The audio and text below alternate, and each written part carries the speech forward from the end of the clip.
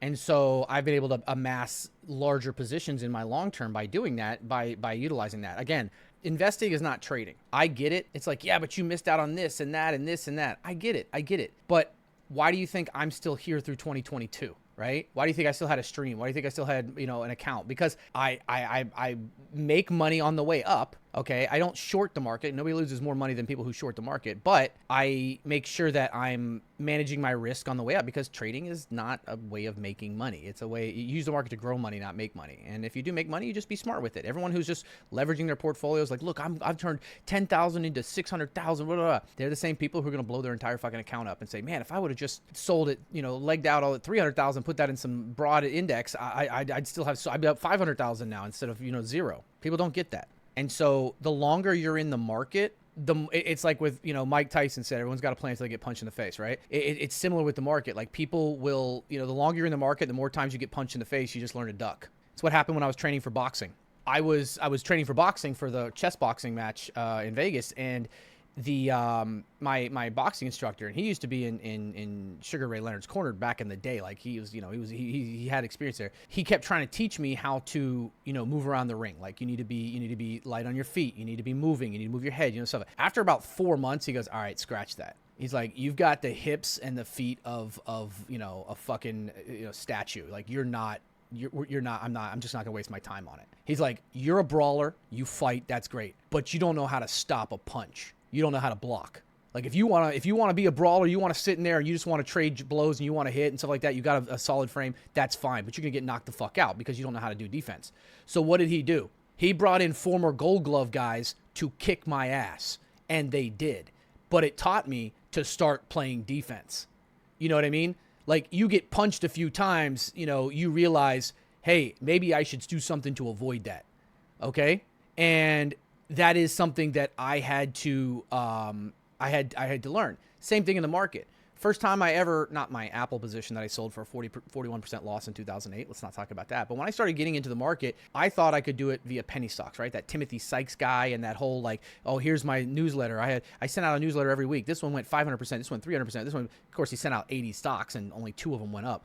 But I started doing penny stocks, blew up my account, right? Then I started, doing, leverage positions, blew up an account. I started doing options, blew up an account. Like, I thought I had it figured out. So finally, I just started taking all the common denominators and saying, why do I keep losing on these? So I started doing my journal. What was the trade? Why did I take it? What was the result? And what happened, right? And I started realizing that there was a common denominator, right? And so I said, let me eliminate that. And that's how I got better at it. I'm not good, but I'm better than I was because I just realized, hey, I'm making these mistakes. And if I stop doing those, but you're only up. I'm only up 20% this month or 15% this month. If I did this, I'd be up 200%. Yeah, it's great.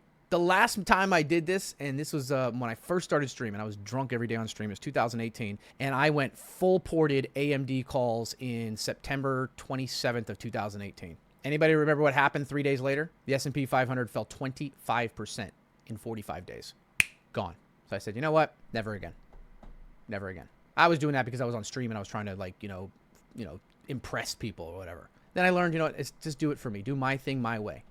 And now, things work out for me. Sure, we've been in a massive bull run, and it's been really good, but that will turn at some point. And I'm hedged for that. Like, not hedged, but like I'm broadly, diversified enough to where it's like, okay, especially nowadays with what's going on with my health and stuff, I don't know how much longer I got to make sure that I don't risk too much in case the worst case scenario happens and, my wife and kids are left with it. So it's like, you think, but it's just about with anything. The longer you're in something, you start to understand what the mistakes are. And that's why I see these new people. A new guy dropped yesterday. Guy was on TikTok, right? Sometimes I'll scroll TikTok to see all the new fucking finfluencers that drop. Guy had an account. He was up 9,000% or 900% on or something like that. And he's like giving people advice on options and stuff like that. Didn't show anything except for just a screenshot of his position and his option being up 900% and his account going from $1,000 to $10,000 or whatever. And I don't get on there to question anybody, but I'm like, how many accounts did he blow up until finally one of them worked, and now he's showing it to everybody? It's like, that's the reason nobody trades live. Only the real ones trade live, and they don't sell courses. And because you're going to see, people are going to see when you lose. I take losses all the time. I don't care because it's, I mitigate my risk, and I do it for myself and not for anybody else. I'm not trying to prove anything to anybody else, but like, I do it live because it's like, hey, there's risks involved with this. You know what I mean? And that's why you use a small amount of money, and you do it for a hobby or for fun, and you take your profits and you move it into long-term shit, and you keep cycling it. I just did another withdrawal from Robinhood this morning, and I'm gonna have to do another one today. Every time I get above 25,000, I withdraw it down. So I don't do my start over leveraging and start taking day trades. And on top of that, I take that money and I put it in long-term shit. I mean, like, this is like, it's like, look, we're up 115% the past 3 months. It's like, oh, fuck yeah. Could be up 300%, but 115% in 3 months. Fuck it, let me sell a course, man. Let me teach you all how I did it. No, nobody wants to fuck. There's nothing for me to teach you. It's a bull market. Everyone's a genius in a bull market. I have a 401k set as aggressive. Should I reduce the risk level now? I mean, if you're young and you don't have a lot of responsibilities and you have a good network of people, who fuck it. Just keep being aggressive on the way down too. You're still holding Interactive Brokers, right? No, we sold that too. That means I'm dumb. I've lost money. If your overall investments are red this year, you need to reassess what you're doing. If your trading account is down 20%, and it's only 5% of your total equity position, and your equities are up 30% or 15% or 10%, you're doing just fine. You understand that there's risk, you're having fun, you're doing whatever. But if your overall, like your actual like equities are red in any way, you really need to reassess it. And I'm not being a dick. You have to reassess it. There's no way. That's why I tell people all the time, don't try to get cute. The worst thing you can do when it comes to investing money in the market is get in your own way. You try to do too much. You sit back. The S&P 500 is up 14% since the beginning of the year and 35% from the April lows. If you're not up at least, and even if you dollar cost average on your weekly paycheck, you're buying on the way up and that dip, you should still be up at least 10 to 15%. Like there's no way. That's why, people like, 99% of day traders don't beat the market. And the 1% or 1.5% who do, oftentimes it's not worth the stress. Imagine trading and being stressed and doing all this research and doing all this work to beat the S&P 500 by 3%. Like, it's not fucking worth it. I just shadow trade Stocky and I'm up 40% this year. That's stupid. Okay. That's just dumb. What was the thing that you bought in your Chase account recently? You talking about the, KDP? I just take Joby and SoFi calls. Well, I mean, those have been money printers until the cycle changes. We were following the IWM this year. We thought the IWM might be the big runner because something had to move. Either the Bag 7 was going to have to come down or the Russell was going to have to come up. We saw that the Golden Cross happened about a month and a half ago, and we saw that rate cuts were almost inevitable. So it looked like the IWM was going to pop. So we just kind of kept running those. I'm better than the average? No, I'm not.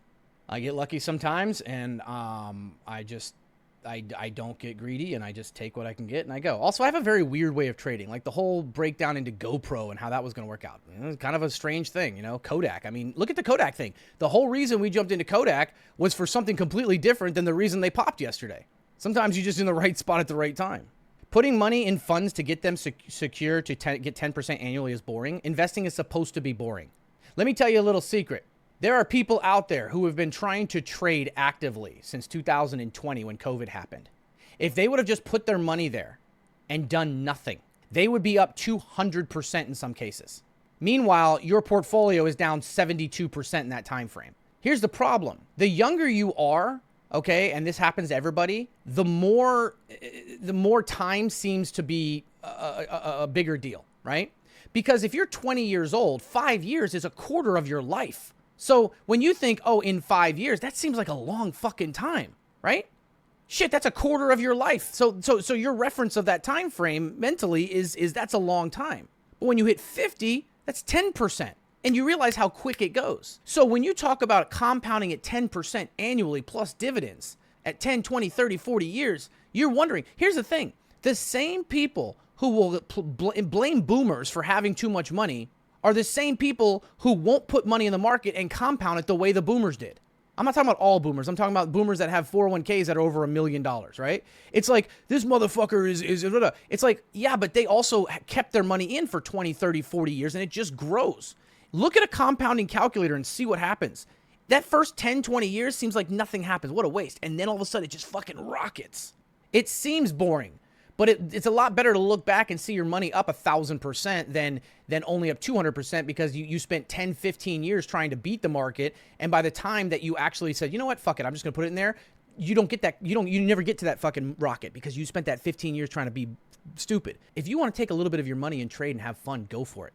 Fucking go for it. I love doing it. It's fun. For me, trading is like putting a puzzle piece together. The money's, it's great when the money's going, you know, it comes in and stuff like that, but it's also like, oh, fuck yeah, we did it. I mean, shit, we've been in, you know, just this past 10, 11 days, we've been in 9 stocks now that we found that went 150 to 700%, right? Didn't hold them to the top every time, but it's like, fuck yeah, we put this together and it worked that. We did this, with this, and oh shit, it worked out right. Oh, dude, it worked out. And so it's like, you know, it feels good, right? It feels good. But you know, at the same time, you know, it's a small amount because, hey, listen, it feels good when it's going up, but it you know, doesn't feel as good when it goes down. Or maybe it's just because I haven't experienced it going down in a while.